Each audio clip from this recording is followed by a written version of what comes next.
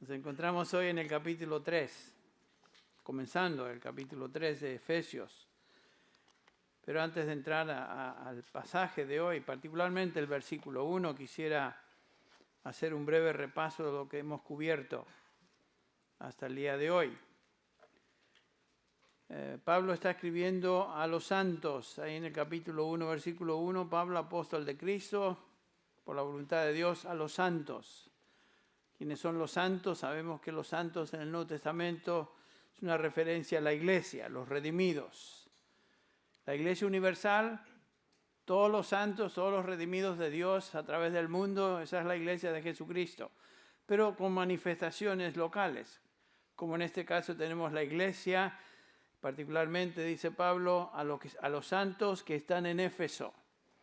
Y por aplicación a nosotros podemos decir que estamos hablando, y Pablo nos habla por aplicación a los santos que estamos aquí, los reunidos aquí en Panorama City o Sun Valley, como lo quieran llamar. Somos los santos del Señor, parte de su iglesia. Y por supuesto sabemos que la iglesia es diseño de Dios. El capítulo 1 nos enseña Pablo que, versículos 3 y 4, que da alabanza a Dios. Bendito sea el Dios y Padre de nuestro Señor Jesucristo, que nos ha bendecido con toda bendición espiritual en los lugares celestiales en Cristo. Esa es una promesa y exhortación a los santos, nosotros, los creyentes. Y nos dice acá Pablo que Dios es quien nos escogió. Nosotros no escogimos a Dios. Ninguno de nosotros estamos en Cristo, en la iglesia, porque escogimos a Dios, escogimos a Cristo. Porque claramente nos enseña el apóstol Pablo en Romanos 8 que no hay justo ni aun uno, no hay quien haga lo bueno, no hay quien busque a Dios. Son declaraciones categóricas de Pablo. O sea, nadie puede llegar a Dios a menos que Dios de alguna manera intervenga en su vida. Y aquí nos dice Pablo que fuimos escogidos por Él. Según nos escogió en Él, en Cristo Jesús, versículo 4, antes de la fundación del mundo. O sea, Dios escogió antes de que nosotros existiéramos, antes de que el mundo existiera. Dios nos escogió en Cristo Jesús. No solamente eso, sino que nos dice Pablo que el Hijo nos redimió. El Padre nos escogió, el Hijo nos redimió, dice el versículo 7, en quien, en Él tenemos redención, hablando de Jesucristo, mediante su sangre, el perdón de nuestros pecados, según las riquezas de su gracia. O sea, el Padre nos escogió en Cristo, Cristo nos redimió, el Hijo nos redimió, y finalmente el Espíritu Santo nos selló, versículo 13. Fuimos sellados con Él, al final del versículo 13, sellados en Él con el Espíritu Santo de la promesa. El Espíritu, Dios Padre nos escoge, el Hijo nos redime y el Espíritu Santo nos sella. Toda la obra de salvación es la obra de Dios, Padre, Hijo, Espíritu Santo. Y por supuesto, si la salvación es la obra de Dios, Él es quien se lleva toda la gloria. Por eso Pablo repite 3 veces en el capítulo 1, para alabanza de la gloria de su gracia, versículo 6, versículo 12, a fin de que nosotros fuimos los primeros en Cristo, seamos para alabanza de su gloria otra vez. Y el versículo 14, al final, para alabanza de su gloria. Dios no comparte su gloria con nadie, toda la alabanza y la gloria va a Dios por nuestra salvación. Muy bien, entonces llegamos al capítulo 2 y Pablo nos comienza a hablar en los versículos del 1 en adelante de cómo es que llegamos a formar parte de esa iglesia. Cómo es que una persona llega a formar parte del pueblo de Dios, su iglesia. Obviamente Dios tiene que intervenir porque no estábamos en condiciones de entrar en el reino de Dios. Noten cómo Pablo nos describe ahí en el versículo del 1 al 3. Él nos dio vida a vosotros que estabais muertos en vuestros delitos y pecados. Esa era nuestra condición antes. Muertos, espiritualmente muertos. Vivos físicamente, pero espiritualmente muertos. Muerto quiere decir eso, muerto, insensible, incapaz de responder a ningún tipo de estímulo.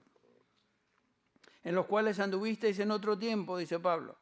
según la corriente de este mundo, conforme al príncipe de la potestad del aire, o sea, el diablo, el espíritu que ahora opera en los hijos de desobediencia, entre los cuales, dice Pablo, tanto judíos como gentiles, todos nosotros en otro tiempo vivíamos en las pasiones de nuestra carne, satisfaciendo los deseos de la carne y de la mente, y éramos por naturaleza hijos de ira. Todo ser humano que no conoce a Dios, por medio de Cristo, está bajo la ira de Dios. Lo que le espera a todo ser humano fuera de Cristo es una eternidad separados de Dios. Esa era nuestra condición. Y no podíamos hacer nada al respecto porque estábamos muertos. Entonces, ¿qué pasó? Dios interviene, versículo 4. Pero Dios, el gran pero ahí, pero Dios, que es rico en misericordia por causa del gran amor con que nos amó, ¿qué hizo Dios? A nosotros que estábamos muertos, aun cuando estábamos muertos en nuestros delitos, nos dio vida juntamente con Cristo. Noten eso. Dios interviene, nos da vida, nos une a Cristo Jesús. La única razón que estamos en Cristo Jesús es porque Dios Padre intervino, nos dio vida juntamente con Él, versículo 5, con Cristo. Por gracia habéis sido salvados, versículo 6, con Él nos resucitó. Lo que sucedió a Cristo físicamente sucede con nosotros espiritualmente. Morimos con Cristo, se nos dio vida con Cristo, resucitamos con Cristo, y noten, el versículo continúa diciendo, y con Él, con Cristo Jesús, nos sentó en los lugares celestiales en Cristo Jesús. Estos pasajes nos enseñan nuestra inseparable relación y unión a Cristo y con Cristo Jesús. Y noten que Pablo hace hincapié en esta realidad, es por pura gracia. Versículo 5 y el versículo 8 otra vez. Dice lo mismo, porque por gracia habéis sido salvados por medio de la fe. ¿Cómo es que entramos, cómo es que formamos parte de la iglesia? Por gracia hemos sido salvados y el medio que Dios utiliza es la fe. Que no es de vosotros, dice el pasaje, sino que es don de Dios. Y después agrega el versículo 9, no por obras, para que nadie ¿qué? Se exalte o se gloríe. Es imposible decir, bueno, yo participé en mi salvación. No, porque tú no hiciste nada. ¿Cómo vas a hacer algo si estabas muerto? Un muerto no hace nada. Un muerto recibe cualquier tipo de estímulo, no responde, a menos que Dios, en el caso nuestro, que estábamos muertos, espiritualmente muertos, Dios interviene. Y esa es la gran realidad, la preciosa realidad, que Dios intervino y nos dio vida. Y dice Pablo que somos salvados por gracia, por pura gracia de Dios. No por obras, para que nadie se gloríe. Y el versículo 10 nos habla de la única obra que realmente vale y tiene que ver aquí, porque somos hechura suya, creación de Dios, creados en Cristo Jesús para buenas obras, las cuales Dios preparó de antemano para que viviésemos o anduviésemos en ellas. Alguien puede decir, y estaba hablando con una persona la semana pasada, aquí en este servicio, terminando el servicio, antes del servicio, no me acuerdo, yo soy cristiano. ¿Cómo sabes que eres cristiano? Bueno, no me podía decir. Me daba un montón de respuestas que obviamente me indicaban a mí, no tienen ni idea de lo que es ser cristiano. ¿Sabes qué? Un cristiano se caracteriza por un patrón de vida de buenas obras. ¿Qué quiere decir eso? Obediencia a Dios, obediencia a su palabra. No simplemente, yo tengo fe. Santiago nos dice que los demonios creen y tiemblan.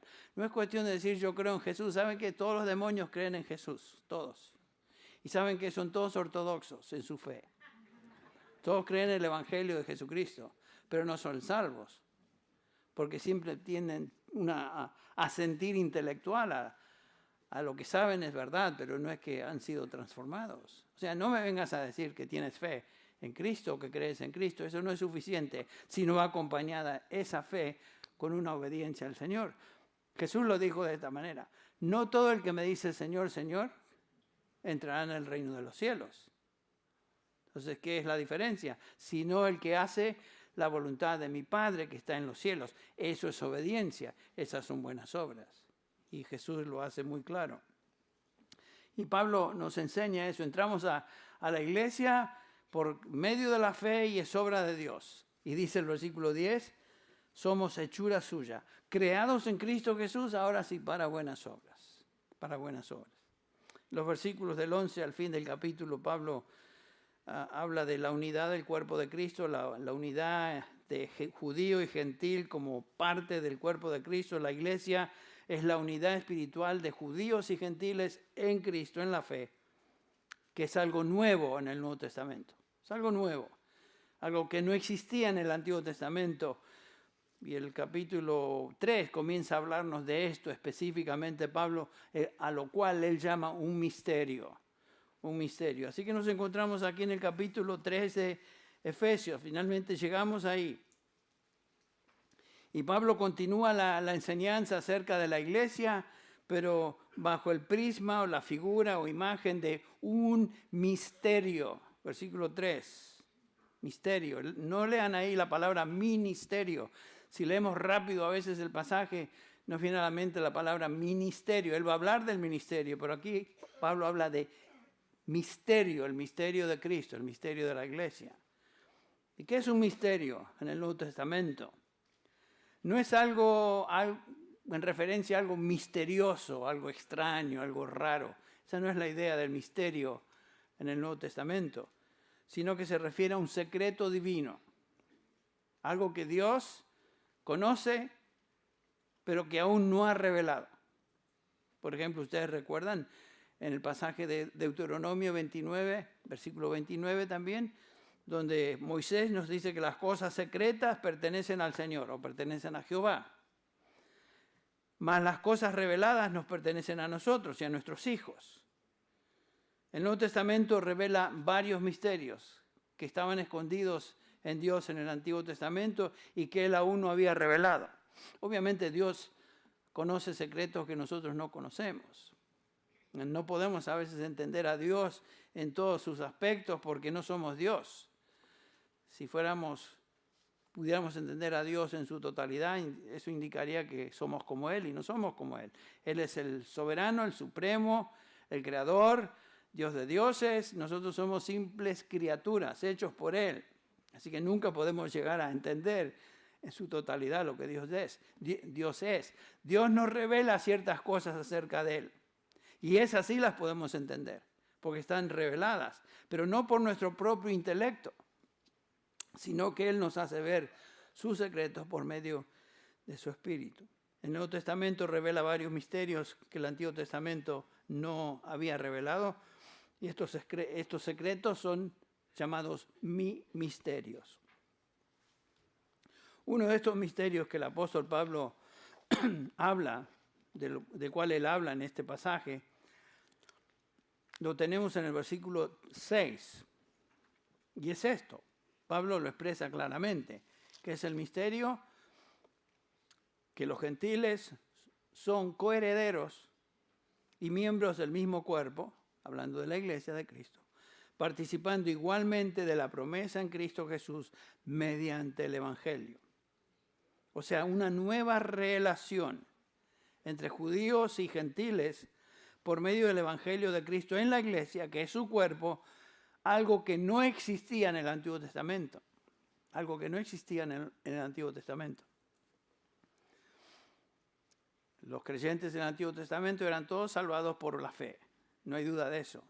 Pero no existía en el Antiguo Testamento esta revelación acerca de la iglesia. Esto es algo nuevo.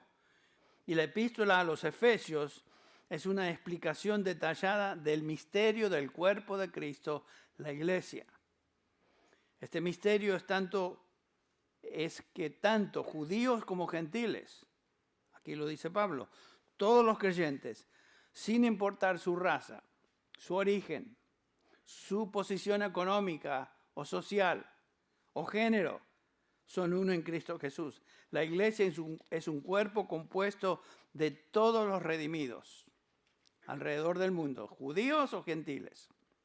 Ustedes recuerdan que los judíos se creían el pueblo de Dios porque eran descendientes de Abraham. Y Dios sí escogió a la nación de Israel, escogió a ese pueblo para llevar a cabo su plan de redención en esta tierra. Y es obvio que el Mesías, Cristo Jesús, vino a través del pueblo escogido. Y el Señor escogió a Israel para ser el medio por el cual le extiende su gracia a todos los hombres. O sea, la salvación viene por medio de Israel. Pero claramente en el Nuevo Testamento los israelitas o los judíos no son los únicos salvados. Porque Pablo nos dice, por ejemplo, en Gálatas 3:28, ahora no hay judío ni griego, no hay esclavo ni libre, no hay hombre ni mujer, porque todos sois uno en Cristo Jesús. Esta verdad es un misterio que Dios revela por medio a sus apóstoles, nos dice el versículo 5 de este pasaje. Es un misterio en el Antiguo Testamento que ahora se revela.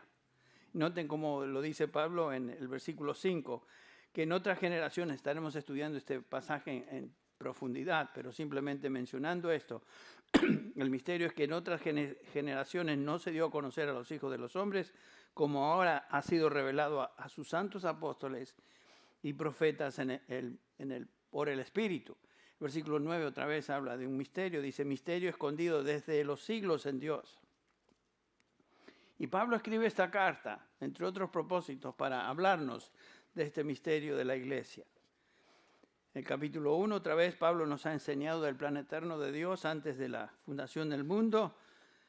En el capítulo 2, el apóstol nos instruye acerca de cómo cada creyente llegó a formar parte de la iglesia en la soberanía de Dios por medio de la fe. Al final del capítulo 2, Pablo nos habla de esta unidad espiritual de todos los redimidos, gentiles y judíos, que han creído y han sido unidos en un cuerpo con los judíos en Cristo Jesús. Eso era un secreto antes, pero ahora es revelado. Revelado, dice, a sus santos apóstoles en particular. Y Pablo, por supuesto, siendo apóstol, recibió directamente del Señor esta revelación. Ahora, cuando llegamos al capítulo 3, leemos en el versículo 9, por esta causa, yo, Pablo, prisionero de Cristo Jesús, por vosotros los gentiles. Y hoy nos vamos a detener en este pasaje, en este versículo 1, porque hay gran enseñanza encerrada en este versículo 1. Continuaremos hablando más tarde del resto del pasaje. Pero noten que Pablo hace pareciera que hiciera una pausa, y por esta causa, yo, Pablo, prisionero de Cristo Jesús, doblo mis rodillas, y pareciera que va a orar. Pero en su lugar hace una pausa y no ora, sino que ora hasta el versículo 14, que comienza de la misma manera. Noten el versículo 14. Por esta causa yo pues doblo mis rodillas ante el Padre de nuestro Señor Jesucristo, y sí, a partir de ahí ora. Pero aquí hace una pausa, un paréntesis. Algunas de sus Biblias posiblemente lo tienen en corchetes, los versículos del 2 al 13. Otras Biblias tienen como una barrita antes del versículo 2 y terminan en el versículo 13. Todos los comentaristas nos enseñan, y aquellos que tradujeron la Biblia nos hacen ver que esto es un paréntesis, un desvío, por decirlo así, de lo que Pablo iba a decir.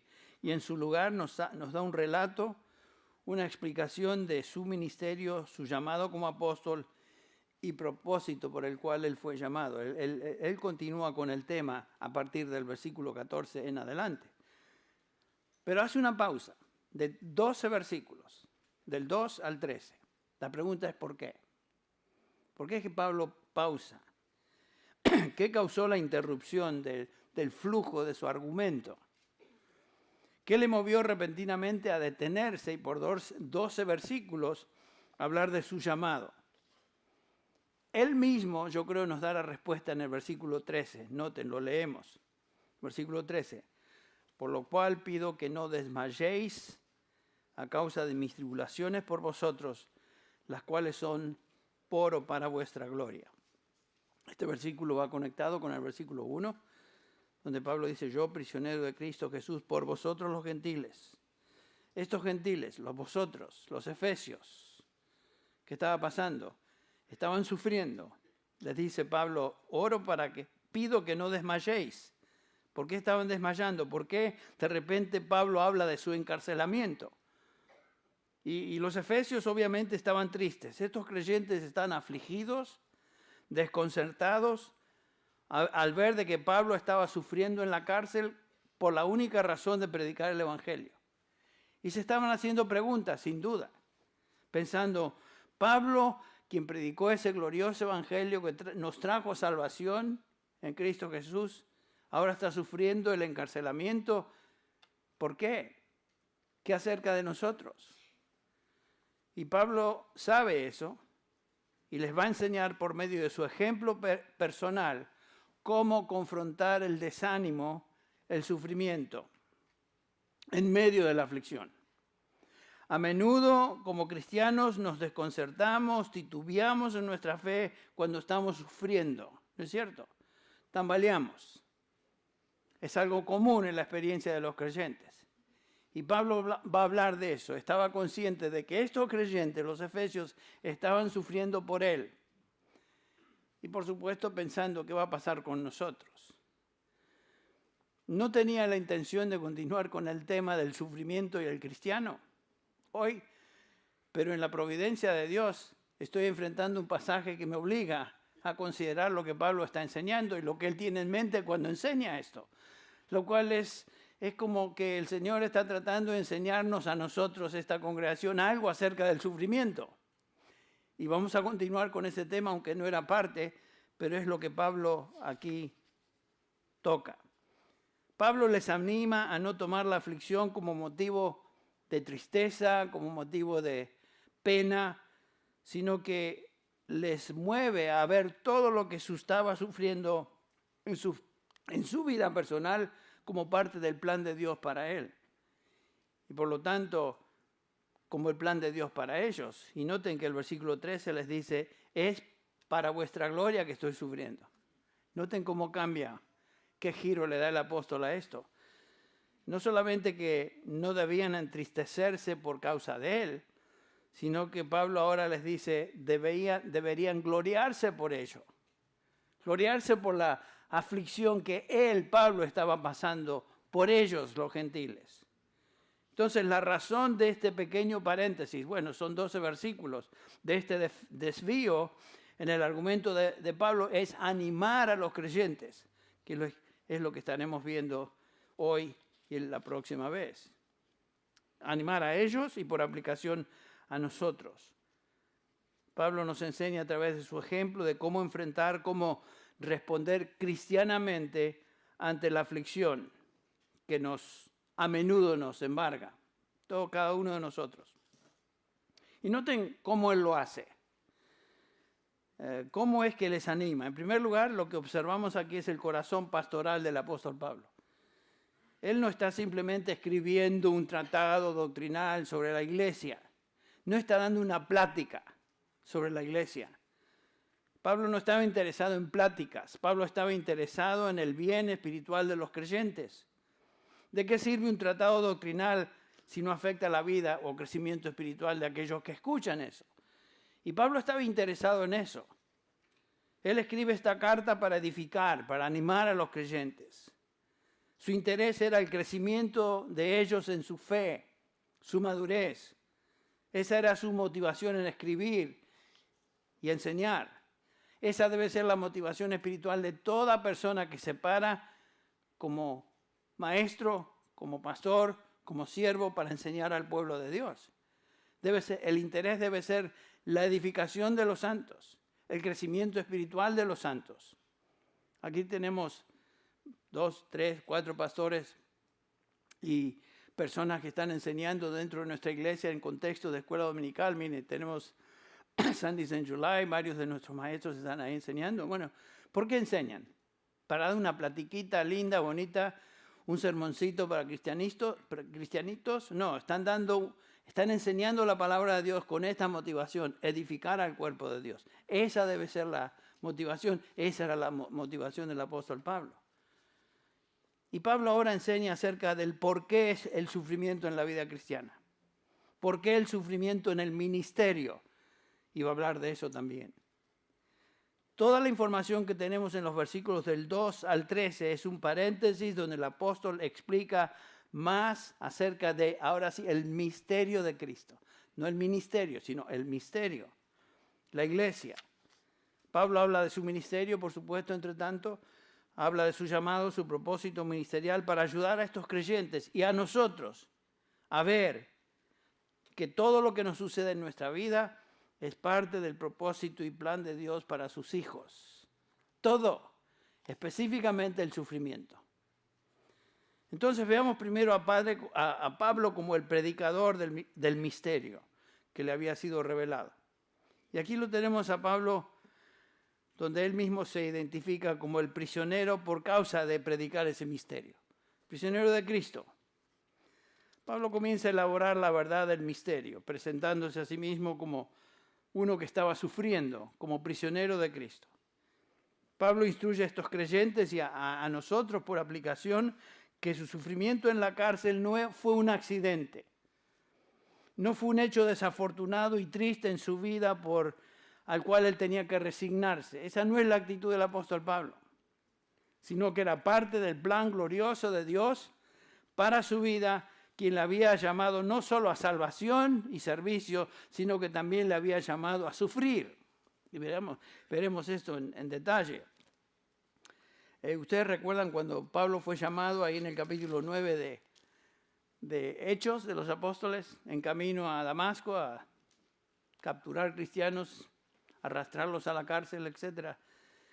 Que finalmente el Señor lo confronta, queda ciego por unos días, pasa ahí a hablar con Ananías. Este Ananías, que era creyente, lo recibe en su casa y el Señor le dice, mira, el Señor le dice a Ananías, tú ten cuidado de este hombre, ve a él y habla con él. Y Ananías responde como todo cristiano de la época hubiera respondido, pero Señor, este es un criminal, este es un bárbaro, ¿qué hace este hombre? Tiene autoridad de los principales sacerdotes para prender a todos los que invocan tu nombre. Señor, ¿qué me estás diciendo? ¿Que yo vaya a este? Y el Señor le contesta, ve porque él me es un instrumento, un vaso, escogido para llevar mi nombre en presencia de los gentiles, de reyes y de los hijos de Israel. Predicar el evangelio. Y después dice el versículo 16, porque yo le mostraré cuánto debe padecer por mí. Pablo había sido llamado a predicar, llamado a enseñar, llamado a ministrar, pero había sido también llamado a sufrir.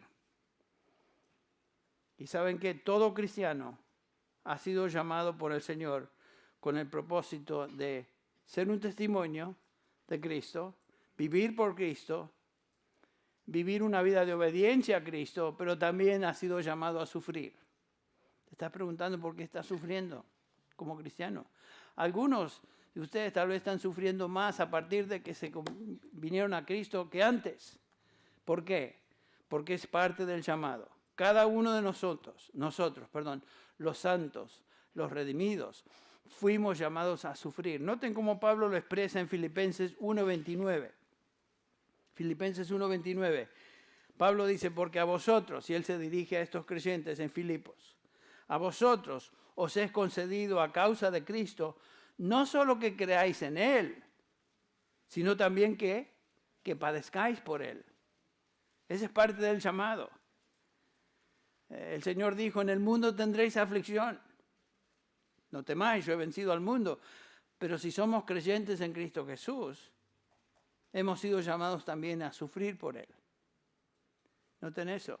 Y el principio detrás de esta doctrina del sufrimiento en la vida del cristiano se subraya específicamente y claramente en la segunda carta de Pablo a Timoteo. Segunda Timoteo capítulo 3. Noten ahí, comenzando con el versículo 10. Pablo le está escribiendo a Timoteo que estaba sufriendo. Timoteo estaba sufriendo. Porque Pablo se encontraba en la cárcel, él había sido su mentor. El gran apóstol Pablo estaba encarcelado, listo para ser ejecutado. Posiblemente después de 2 Timoteo, 3 semanas después de escribir esta epístola, Pablo fue degollado ahí en Roma. Timoteo tenía temor, estaba triste, estaba afligido. Y Pablo le dice, lo anima de esta manera. Noten el versículo 10. Timoteo, tú has seguido mi enseñanza, mi propósito, mi fe, mi paciencia, mi amor, mi perseverancia. Y después el versículo 11, noten. Que persecuciones sufrí, sufrimientos como los que me acaecieron en Antioquía, en Iconio, en Listra, que persecuciones sufrí y de que todas ellas me libró el Señor. Noten. Y en verdad, y aquí está el principio que debemos tener en mente.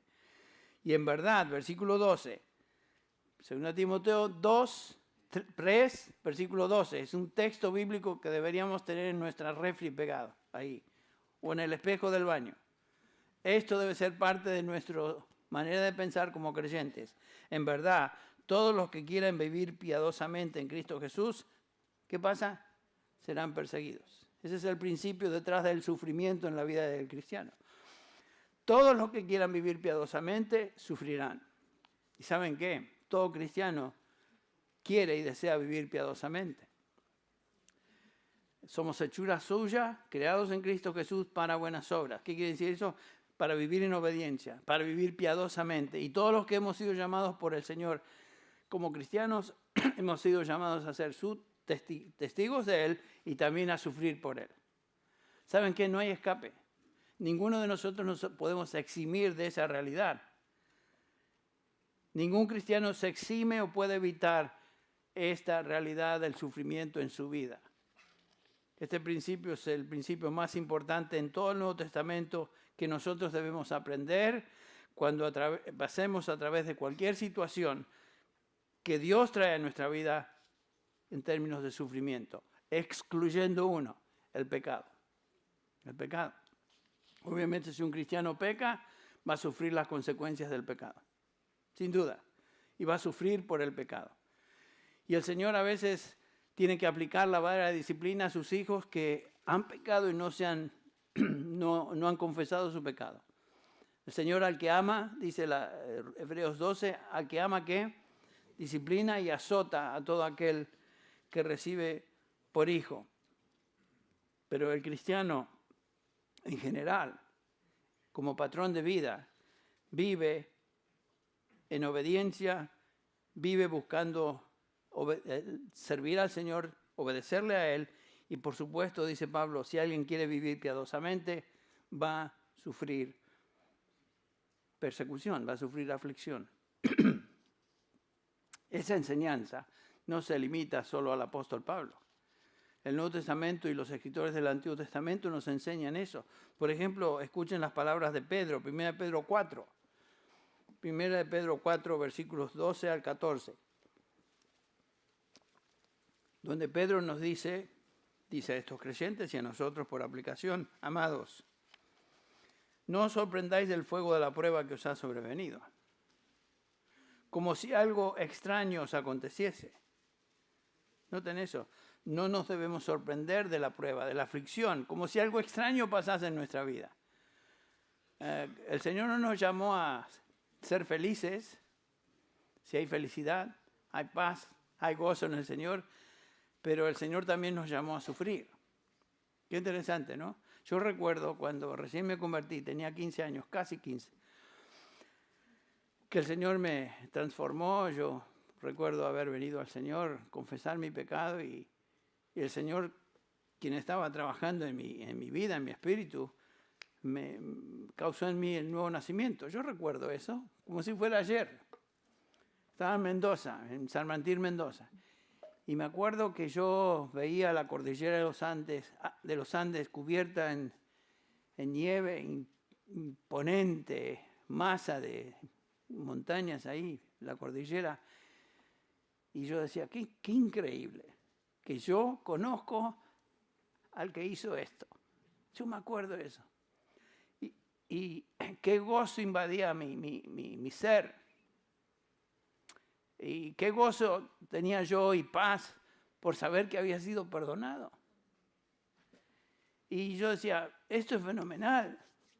Estoy disfrutando una relación con Dios y una experiencia espiritual que no se compara con nada que había experimentado antes. Yo no conocía a Dios. Bueno, pero ahí no terminó todo.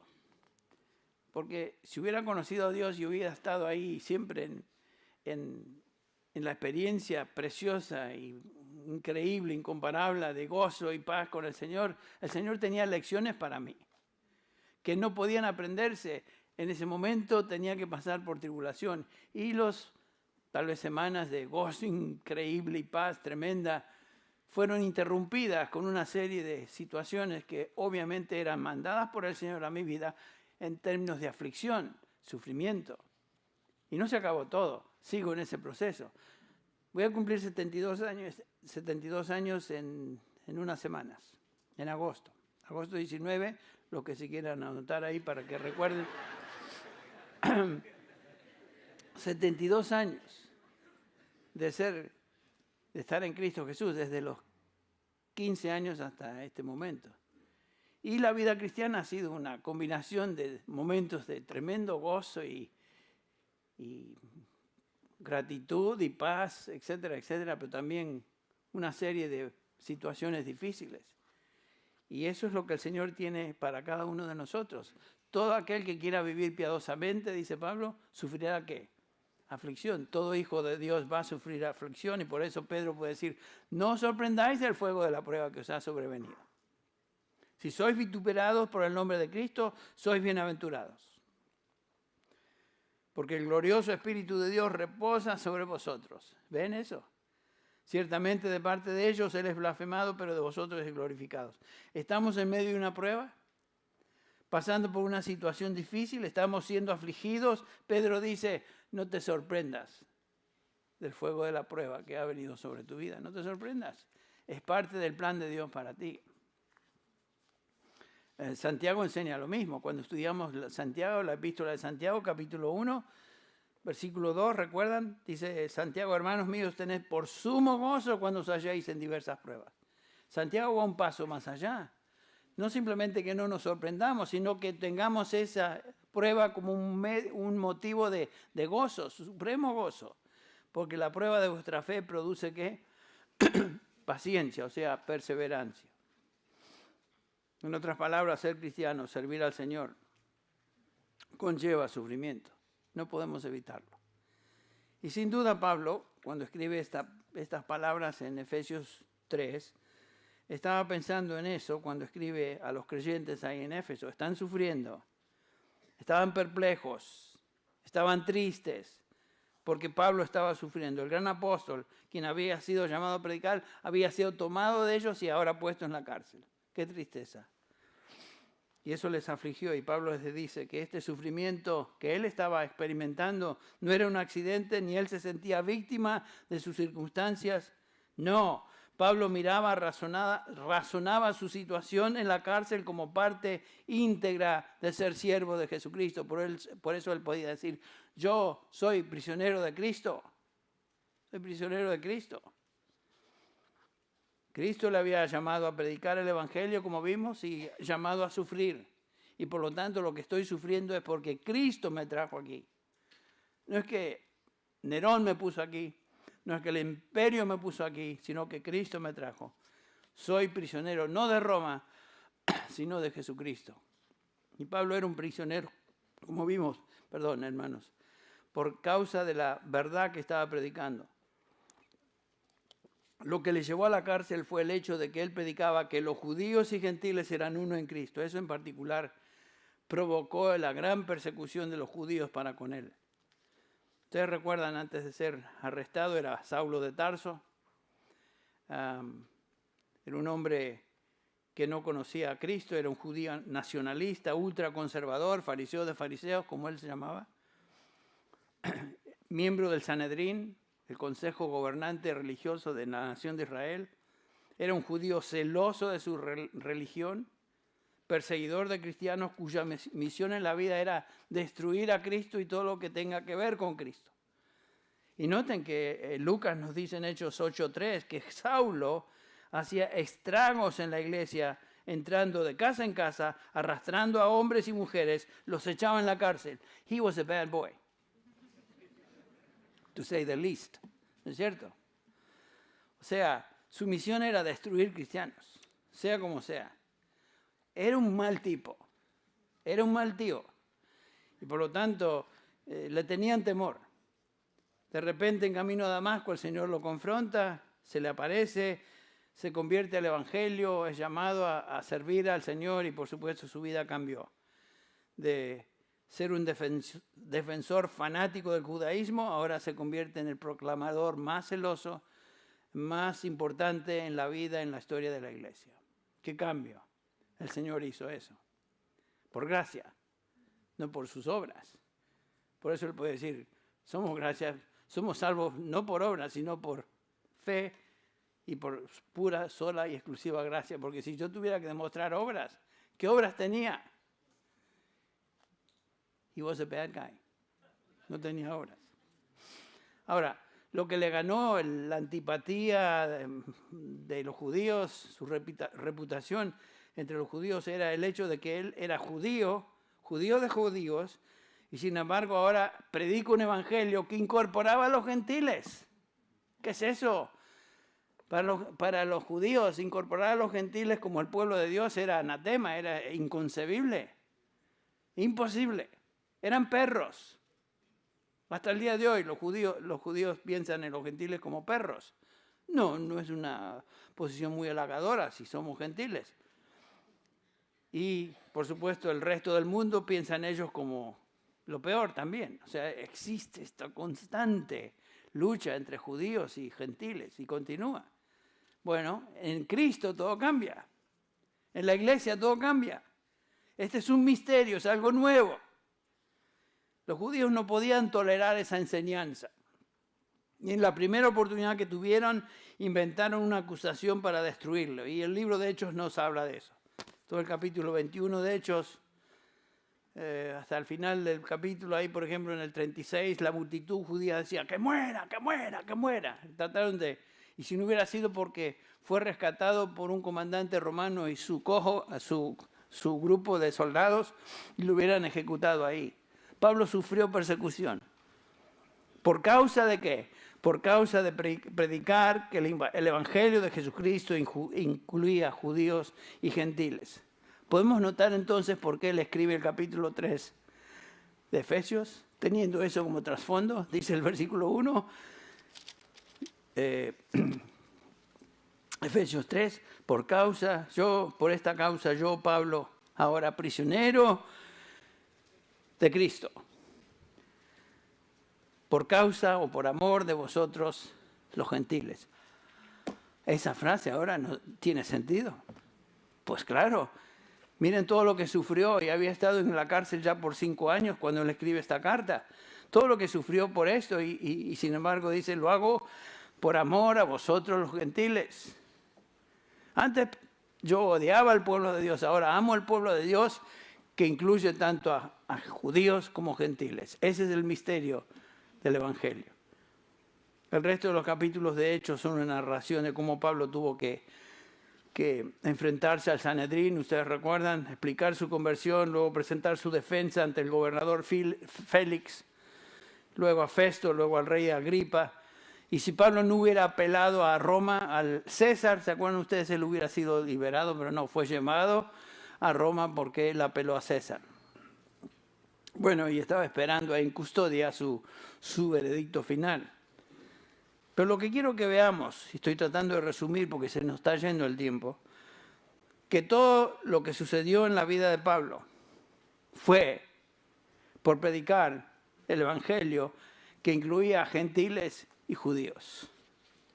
Pablo estaba tan convencido de la verdad del Evangelio y la unidad de la iglesia que no le importaba nada su sufrimiento. No le importaba para nada el costo de su predicación con tal de ser fiel a esa verdad. Pablo era un hombre realmente comprometido con el Evangelio.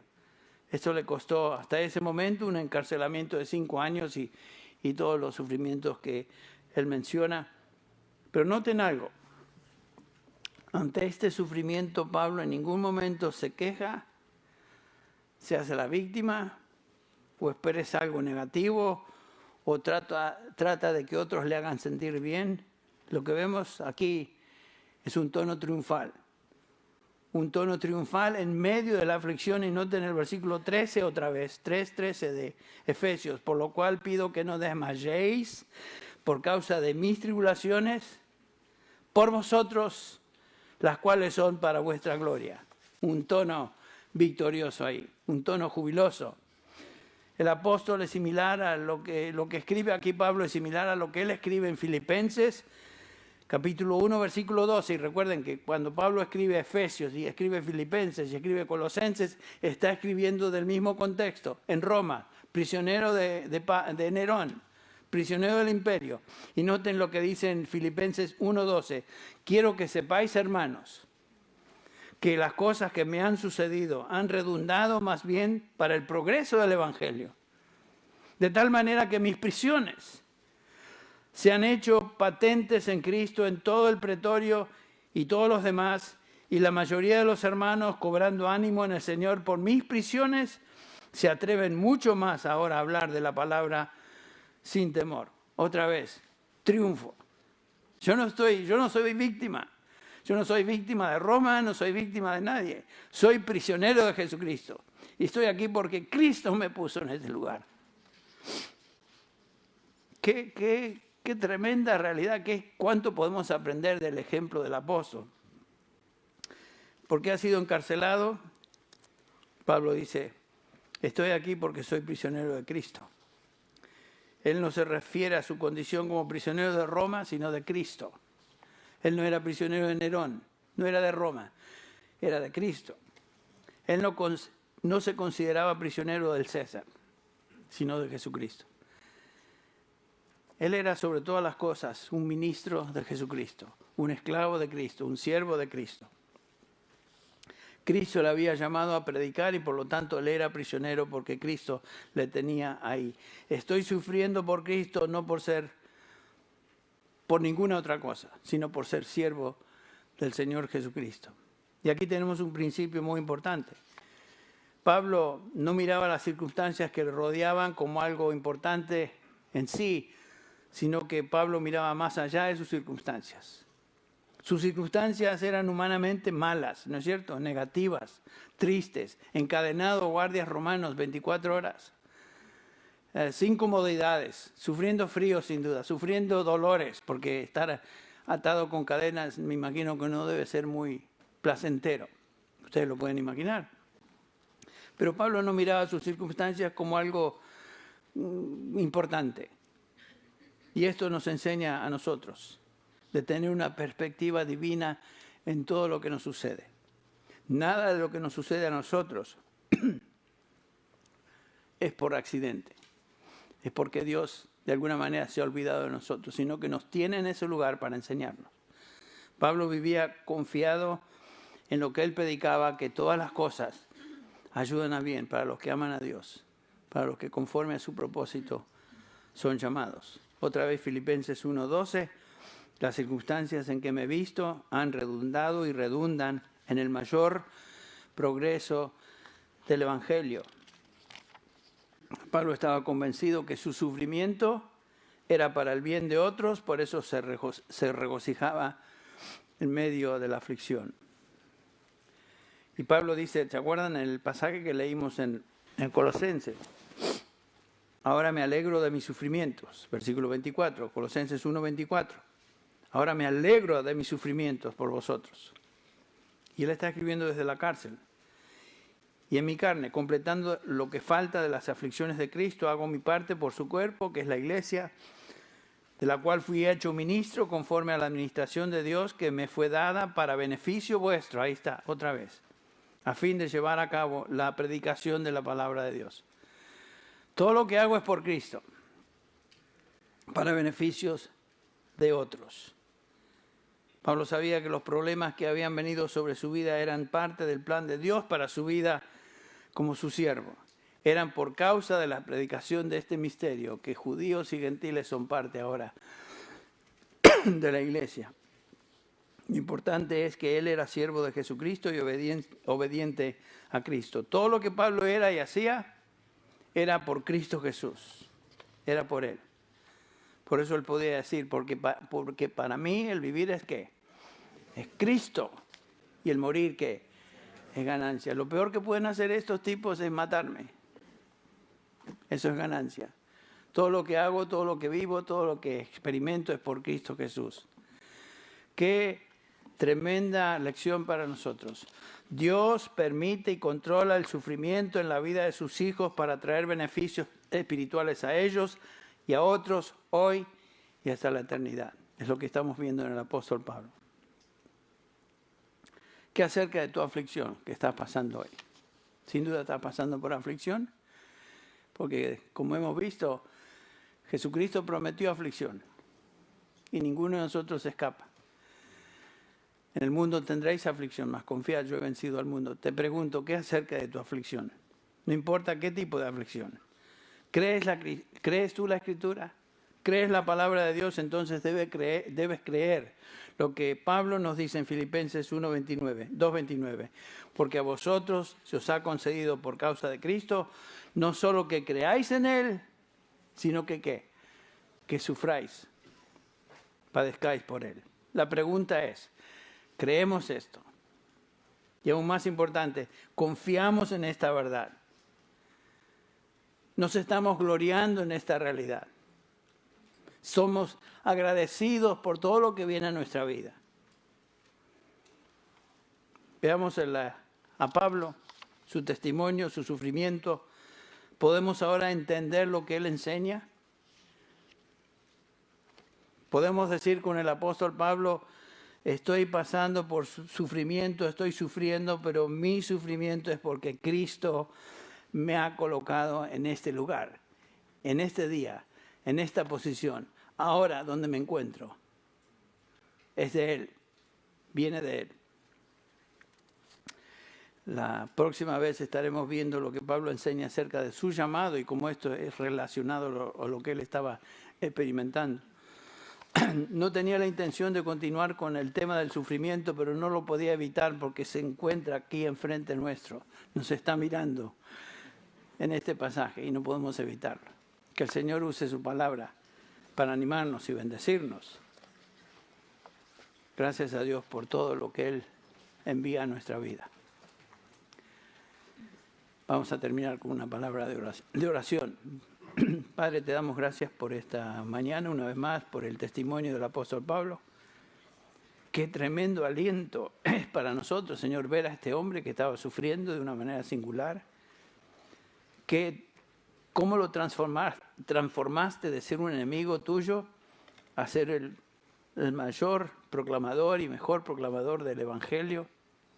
Señor, podemos ver en tu obra en la vida de este hombre. Y Señor, gracias te damos por su testimonio. Te damos gracias, Señor, por las aflicciones que has traído a hermanos en Cristo que conocemos y otros de los cuales leemos, que esa aflicción ha servido para la extensión de tu Evangelio, que ha servido para el ánimo de tantos creyentes que les observan y les han observado. Gracias te damos, Señor, por todo lo que haces y todo lo que envías a nuestra vida. Ayúdanos a ser conscientes de esta realidad, que no hay accidentes en la vida de un creyente. Es todo parte de tu propósito y tu plan. Bendícenos, Padre, anímanos. Te pido que bendigas a cada persona aquí presente y a aquellos que han tenido acceso y han podido escuchar este mensaje. Bendice a tu pueblo, a los santos, donde quiera que este mensaje sea proclamado. Pedimos esto en el nombre de Jesús. Amén.